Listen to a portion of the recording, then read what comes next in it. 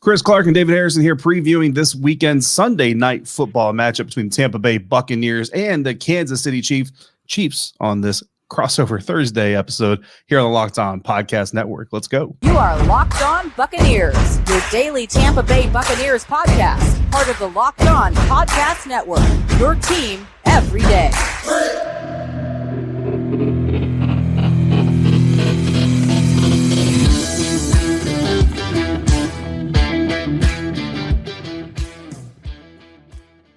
What's up, Bucs Nation? What's up, Chiefs Kingdom? Welcome to this crossover Thursday episode of the Locked On Bucs and Locked On Chiefs podcast. Both shows part of the Locked On Podcast Network, free and available wherever you download podcasts and on YouTube. And of course, we thank you for making us your first listen of the day. I'm David Harrison, writer for BucsGameDay.com, part of Sports Illustrated's Fan Nation, and one of the hosts of the Locked On Bucs. And my partner today, Chris Clark, one of the hosts of the Locked On Chiefs podcast and founder of Chiefs Corner. Find both of us on Twitter. I'm at DHarrison82 and Chris is at Chris Clark NFL. Crossover Thursdays presented by our friends at Prize Picks. Prize Picks is so much fun and it's easy to play. No competing with other players. Just you versus the projections available. Pick 2 to 5 players. If they score more or less than their Prize Picks projections, you can win up to 10 times your money on your entry. It can literally take less than 60 seconds to enter. It's that easy. We love Prize Picks and we know you will too. First-time users, you can get a 100% instant deposit match up to $100 with the promo code Locked On. Again, it's prizepicks.com or the Prize Picks app. Use the promo code Locked On. Chris, we've got a major matchup. Patrick Mahomes versus Tom Brady, potentially the final time we're going to see this. And, of course, it's all going down in the Raymond James Stadium in Tampa, Florida, or in Minneapolis, Minnesota, right, depending on what Hurricane Ian decides to do. Right now, as we record Wednesday evening, so far so good. Raymond James Stadium undamaged. There are some winds, there are some rain. It looks like the path is actually kind of veering away from the Tampa area. Of course, we hope that everybody who is in the path is safe and sound. That is first and foremost the main priority. But of course, this is NFL show, so we're going to talk football. And hey, you know what? If you're out there in the storm or if you've evacuated away from the storm, maybe we can give you a little bit of break from all of that stress in life. But we do hope everybody out there is safe and sound. Chris, wherever the Chiefs face the Tampa Bay Buccaneers this weekend, going 2-1 in the first 3 games, a disappointing loss to say the least to the Indianapolis Colts. What is the biggest story for the Kansas City Chiefs coming into this game? That they lost to the Colts. It's really hard for me to look at going. I was actually at the Chargers game, and I watched that game, and I watched how they played. Offense didn't play great. I think the Chargers have a fantastic defense. I think that played into it. And then they were actually able to get some stops on defense that I was very happy with for the Chiefs defense against the Chargers offense. And then to go into that game where you have this huge win against a divisional opponent on Thursday night, you have a mini bye basically, and you go up against a Colts team that is 0-2 and should be an easy team to beat.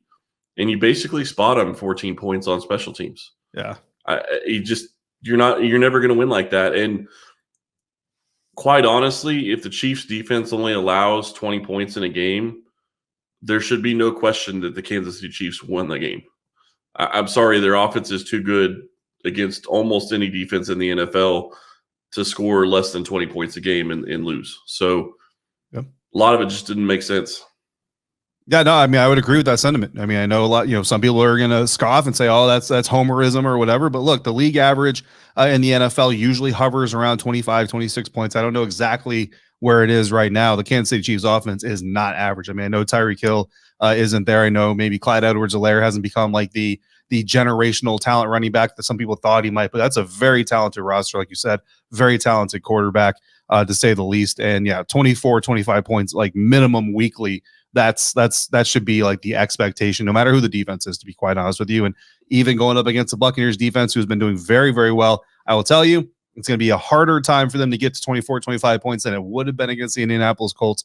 So certainly something to watch there. If you can't do it against the Colts defense, which is still good, by a lot of measures as well, hard to imagine you're going to be able to do it against this Buccaneers defense. But hey, a new Sunday, a new week, a new opportunity. So a great storyline for the Kansas City Chiefs coming into this game. I listened to Travis and Jason Kelsey's podcast. I'm actually on my way home from Commanders practice on Wednesday. And Travis Kelce very upset with himself, basically put the loss on himself, which I think a lot of players would do. Basically said, his drops were the reason they lost that game. And I'm not going to argue with Travis Kelce for many reasons, including that he's much more talented than I am. But the biggest story for the Tampa Bay Buccaneers, obviously, again, Hurricane Ian, a huge story. But once the Buccaneers take the field, the main story for the Buccaneers is going to be the lack of a passing game. And you're going to hear that come up as a theme as we get further into this episode. And really, it's kind of the theme of the season so far and what the Buccaneers had to do going 2-1 on the season. And quite honestly, should be 3-0. You talk about the Chiefs playing a team they should have beat. Going back to that Green Bay Packers game, honestly, the Buccaneers should have won that game as well. I'll get a little bit more into why that is when we get to our matchups. But right now, because of the lack of weapons, because of injuries to Chris Godwin, Julio Jones, Mike Evans, a little bit hobbled, but also his suspension, obviously. No Rob Gronkowski because he's retired. The offensive line changes. This passing game has just not gotten on the same page the way that we're used to seeing them. And because of that, Leonard Fournette is getting run into the ground. This man is on pace for 929 snaps. My listeners and viewers, these numbers are going to be a little bit familiar, but I'm going to get through them a little bit quicker than I did the last time you heard them. Chris, the most snaps that Leonard Fournette has ever played in his career, 904. So that's 25 more snaps. Not a huge difference, right? But he's also on pace for 374 touches, which is 36 more touches than his current career high. I'm not done yet. He's on pace for 323 carries, which is almost 60 carries more than Leonard Fournette has ever had in his career in a single season. Right now, he is on pace to surpass his career high in carries in less than 15 games. Leonard Fournette has also never played more than 15 games in a single season because of injuries. This is not a running back that is known for just being healthy all year long. And look, he's a running back. That's not shade, but the Buccaneers cannot afford to run Leonard Fournette the way that they have been. If they continue to do it, they're going to pay for it. And right now, if they have to pay for that in terms of injury, they don't have a passing game to really come in and bail them out. Leonard Fournette on Wednesday was reportedly talking to Rachaad White, the rookie of Arizona State, and Keyshawn Vaughn, backup running back, basically told them, look, guys, we can't keep up the space. You're going to have to come in and take touches. You're going to have to produce. So far, we haven't seen any backup running backs really produce for the Tampa Bay Buccaneers. So if you're the Kansas City Chiefs, if you stop Leonard Fournette right now with this Buccaneers offense, you may stop their offense altogether, force that rookie and that third-year running back that really hasn't proven himself completely onto the field a little bit more, and that's going to be your chance to keep their score low while you may struggle to hit 24, 25 points yourself. Well, and I think the big thing for me is looking at those types of numbers and those types of carries. I go back to what Larry Johnson did in Kansas City, and you look at his huge season where he had close to 400 carries. I mean, it just was insane numbers. He basically was done 2 years later. I mean, Fournette you're absolutely right. He's not built to be a bell cow type running back. He's built to be a guy that gets the ball on a regular basis, but not at that magnitude. So that's definitely going to be something to watch. And while it's not going to be as big of an issue, I think in week 4, if he's not available in week 12, 13, 14, the Bucs are going to have a very hard time offensively, especially if they can't get their passing game going, which is going to be something we're going to have to talk about in matchups because the offensive line is also something that's worrisome, at least in my eyes. Yeah, absolutely. So 2 big storylines to watch. Of course, there are more storylines. Like you just mentioned, we'll get into some of those other storylines as we get into our key matchups that are going to decide who wins this game. Is it going to be Chiefs? Is it going to be Bucs? Both of these teams are teams I call tournament teams. They're just looking at postseason football, but if you don't have your players healthy for postseason football, it doesn't matter when you get into the tournament or what seed you have. Of course, those key matchups are coming up. But first, we're going to talk about our friends over at betonline.net, your number one source for football betting this season. Find all the latest player developments, team matchups, news, podcasts, and in-depth articles and analysis on every game you can find. As always, BetOnline remains your continued source for all your sports wagering information with live betting and up-to-the-minute scores for every sport out there. It's the fastest way and the easiest way to check in on all your favorite games and events, including Major League Baseball, MMA, boxing, golf, and, of course, the National Football League season. So head to betonline.net or use your mobile device to learn more at BetOnline, where the game starts. All right, guys, back here now on the Locked On Bucs and the Locked On Chiefs podcast on this crossover Thursday at the Locked On Podcast Network, your team every day. And, Chris, you mentioned those key matchups. We've got some key matchups for this game. I'm going to kick it back over to you. What is your key matchup between the Chiefs and the Buccaneers this weekend? I think it has to go to the offensive line of the Tampa Bay Bucs versus this Chiefs defensive line. And while it didn't play great, Chris Jones looks like he's missing practice.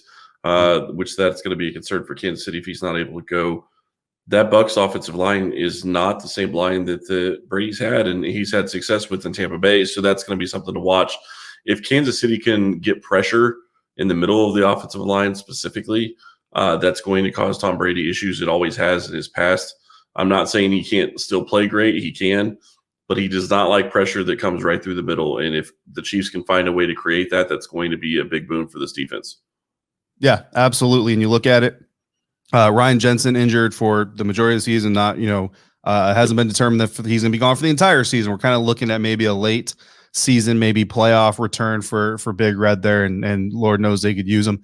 Ali Marpet, the left guard, is retired, and then right guard Alex Kappa signed with Cincinnati Bengals. We got an entirely new interior offensive line for the Tampa Bay Buccaneers, and then starting left tackle Donovan Smith has missed some time with an elbow injury.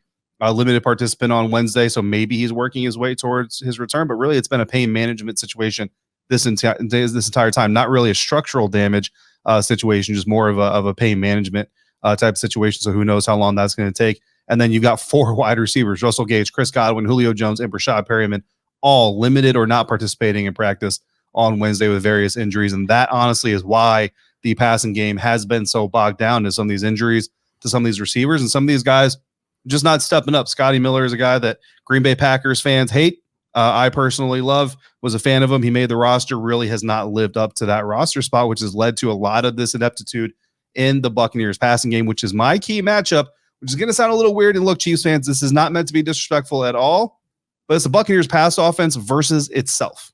And that's not to say the Chiefs defense isn't going to have a role in this. Obviously, like you said, Chris, the pass rush is going to be a huge factor on this. And of course, those DBs there for the Kansas City Chiefs, they get paid too. They're NFL players too. They have something to say in this whole thing. But when this Buccaneers offense is out there, they have created opportunities. What they haven't done is capitalize on those opportunities. Week 1 against the Dallas Cowboys, Tom Brady, 18 for 27, not a bad line. 212 yards, kind of low, but not too low. A touchdown, interception, 87.3 QBR, little under average, sacked twice. The problem in Dallas wasn't moving the ball. They moved the ball quite often. It was capitalizing, getting touchdowns. Only 1 touchdown kept that game closer than it should have been. They got the win. You escape. You say, okay, we live another week. Then you go to New Orleans. 18 completions again, back-to-back weeks with 18 completions. The problem here is Tom Brady attempted almost 10 more passes in this game than he did the week before. 18 for 34 against the Saints, 190 yards passing, which is super low for almost any quarterback. 1 touchdown, a lost fumble in that game, 79.3 QBR. Now we're getting below average. Week 3 versus the Green Bay Packers, you bring it back up a little bit. 31 for 42, 271 yards, a touchdown, 98.4 QBR, above average, looking good. Here's the problem. Fumbles lost by Rachaad Perryman and Russell Gage. 2 receivers they had to rely on last week against the Green Bay Packers. 2 receivers who are also on the injury report this week, getting ready for the Kansas City Chiefs. And Tom Brady sacked 3 times. So when I talk about this passing game getting in their own way, when they are able to do things, move the ball, dictate pace against defenses, are either not finding the end zone or they're turning the ball over via sack fumbles, via a few interceptions, or via fumbles from receivers, or they're just disconnected, misfiring on passes. Watching Tom Brady in New Orleans from the roof of the Superdome as I look down from the press box, I mean, obviously I have a better view than Tom, so I'm not, this isn't shade towards the GOAT, but he's missing routes. He's missing guys that are open that typically Tom Brady would find. So this Buccaneers offense has to find a way, because there are opportunities but they always find this hurdle in themselves to keep themselves from capitalizing on those opportunities. Yeah, and I think that you start looking at what that's going to mean for Tom Brady. And I know that there are people questioning whether or not this is the end of his tenure in the NFL. And I really hate going that direction because it's Tom Brady. I mean, he's proven that he can play in this league. He's proven, a couple of years ago was a game against Kansas City that made people think that Tom was done. Yeah. And he came back and look, he's still playing. And I can't even remember how many years ago that was. He was with the Patriots, so obviously it was a long time ago. Yeah. But you look at what this is going to mean for this team, and you look at what it means for Kansas City. Kansas City needs to win this game. This is a game that, quite honestly, I would have said 2 weeks ago that Kansas City should win. Not necessarily because I think they're that much better of a team, but because of how bad the Bucs looked at the time. Mm-hmm. Yes, they were winning, but they weren't winning pretty, and they were struggling with the passing game. And as you've said, Mike Evans coming back from suspension is going to help. Yep. If they can get Chris Godwin back, that's going to help as well. Russell Gage, Donovan Smith, all those guys could really help this offense. But the big key, and I know we talked about this earlier, and I'm not going to get back into it a lot, but the interior pressure, if they're going to get pressure on Tom Brady, that's going to cause issues for him. It always has in his career, and I think that continues. For me, the second matchup that I'm really going to be watching is how does Kansas City deal with the pressure that Tampa Bay is going to try to send to Patrick Mahomes? Yeah. Because Tampa Bay, and I know we're talking about this week's game and Raymond James, hopefully, but Tampa Bay is the reason Kansas City went out and invested so much in the offensive line 2 years ago. Mm-hmm. That game in the Super Bowl is the reason they have the offensive line they have right now. How is Kansas City going to deal with the pressure that Tampa Bay is going to send? How is this offensive line going to step up and try to keep Mahomes healthy and upright in this game? Yeah, no, that's going to be huge. You know the Buccaneers are going to be bringing pressure. I mean, they're going to bring pressure no matter who you are, no matter what your offensive line is. But like you said, a different unit than the one that the Buccaneers saw and were able to exploit in Super Bowl 55. So certainly completely different circumstances. Might be the same uniforms, same quarterbacks, same venue, different teams for several different reasons. So this game is likely going to look a little bit different. And I mean, you can kind of build on that matchup, right? The pass rush, if they can get some pressure, if they can get Patrick Mahomes kind of scrambling a little bit, we know this is not a guy that likes to give up on plays. And every once in a while, he's going to make a super amazing play. More often than not, it's going to be a super amazing play. But every once in a while, he throws the ball into danger. And so far, this Buccaneers defense, one of the league leaders in takeaways right now, has been very, very opportunistic. And I know Jamel Dean especially is just waiting to get his hands on a Patrick Mahomes pass if he can this Sunday night. That's going to go down on the field. That's going to go down in one of two stadiums, again, Raymond James Stadium, or it's going to happen in Minneapolis. The NFL has confirmed that that is the alternate site if Hurricane Ian does derail this thing. But either way, you're going to have Bucs Chiefs Sunday Night Football. We're going to tell you who is going to win that contest, and we're going to do so thanks to friends of ours over at Brightco. Imagine this with me, everybody. You're ready to settle down. Not only are you ready to settle down, but you found the perfect woman to do it with. She loves the same sport you do. She even loves the same team you do. And she hates the same team that you hate. It's perfect. And the best place to pop the question to your soulmate is at Yankees Stadium while they're beating the Red Sox. I mean, it couldn't be more perfect, right? But then you drop the ring. Next thing you know, there's a whole lot of money and a perfect proposal lying on this beer-stained, sugar-covered floor of a baseball stadium, and about 100 feet with dirty shoes are stepping all around the area, helping you look for your magical symbol of love. That's what happened to one love-struck groom-to-be. And fortunately, the fans around him helped him find the ring and gave it back to him. Really classy move out there in New York City, but it could have gone much, much worse. Not only could the proposal have been botched, but all that money could have disappeared along with his perfect plan. But our friends at Brightco Jewelry Insurance can help protect you from one of those potential pitfalls with jewelry insurance to make sure you get a replacement for the full value of that ring if something happens to it. No matter what, if it's lost, stolen by a jealous Red Sox fan, or you just misplaced it and don't know where it went, go to bright.co/locked-on to find the easiest, fastest, and cheapest way to cover your butt with the best jewelry insurance in the business. For $5 a month, Brightco can't keep you from going viral for the wrong reasons, but they can give you totally comprehensive coverage that's super affordable. Again, that website is bright.co/locked-on. All right, the final segment here on this crossover Thursday episode of the Locked On Bucs, Locked On Chiefs podcast. Chris Clark and David Harrison here with you. Now we're going to tell you who is going to win this game. Chris, Chiefs on the road. Patrick Mahomes bringing Travis Kelce, upset about losing to the Indianapolis Colts, to say the least, in to face Tom Brady and whichever receivers he has on the field. 8:20 p.m. Eastern time, Sunday Night Football, where we're going to wait all weekend for it. Who wins and by what score? I know people are going to say I'm being a homer here. I think Kansas City wins. I think that they got embarrassed on Sunday, and I don't think that they're going to take that lightly. I think that's part of it, and I do think that they weren't necessarily prepared. They overlooked a Colts team that they shouldn't have overlooked, and I think that that is going to play into this game. I'm not going to say it's going to be a high-scoring game because I think the Chiefs' defense is better than they're getting credit for in some instances. In all reality, to me, they didn't give up that first touchdown. When you give the team the ball on the 4-yard line, I'm sorry, you can't pin that on the defense. Right. That's not defensive points. So, to me, I think Kansas City's defense is better, so I think that that's going to help. I'm not going to say they're better than the Bucs. I'm just saying they're better than they have been in the past. And then you look at the offense. I think they are continuing trying to get Juju involved. They're trying to get MVS involved.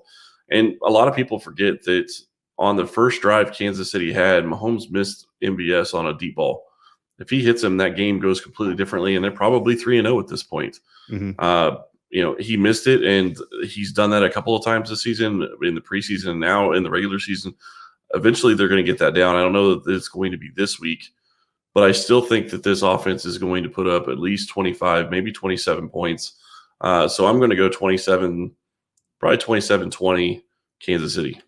All right, 27-20 Kansas City Chiefs winning this one. Look, this is a battle of two teams who both feel like they should be 3-0 and both have evidence on the tape of why they should be 3-0, right? Both these teams feel like they left a W on the field the last time they were out there, looking to make up for it this week with a big win over a playoff contender, a Super Bowl contender as well. And look, you mentioned not necessarily saying the Chiefs are better than the Buccaneers. You don't got to be better than them generally. You got to be better than them this week. And for the Buccaneers, there's a lot of wounded ducks out there in the wide receiver room.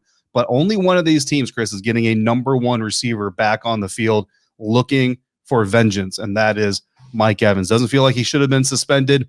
Probably feels like if he was out there on the field against Green Bay Packers, they come away with that win. So he's looking to show that he is what everybody thinks that the Buccaneers were missing last week. I still don't think it's a high-scoring affair. In fact, you actually have it higher scoring than I do, but I do think Mike Evans is the difference. The Buccaneers cover the spread because, I mean, you almost kind of have to in a one-point spread, right? Buccaneers 24, Chiefs 21. I think both offenses get going a little bit, but the defense is kind of story. But look, to your point, I mean, honestly, when we're talking about this game, there is one unit outside the special teams, because let's be honest, unless you have Devin Hester, nobody's really talking about special teams, right?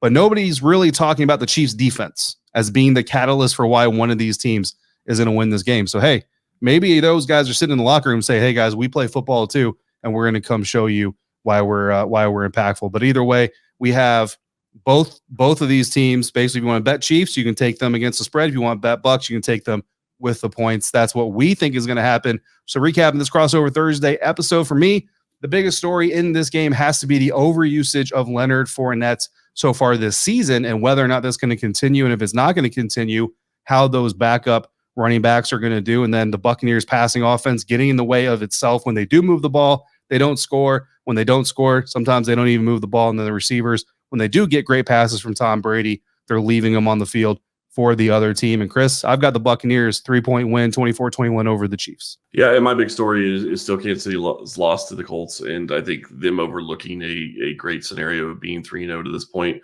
I would have taken 2-1 if they would have lost the Chargers, but to the Colts, it just doesn't really fit.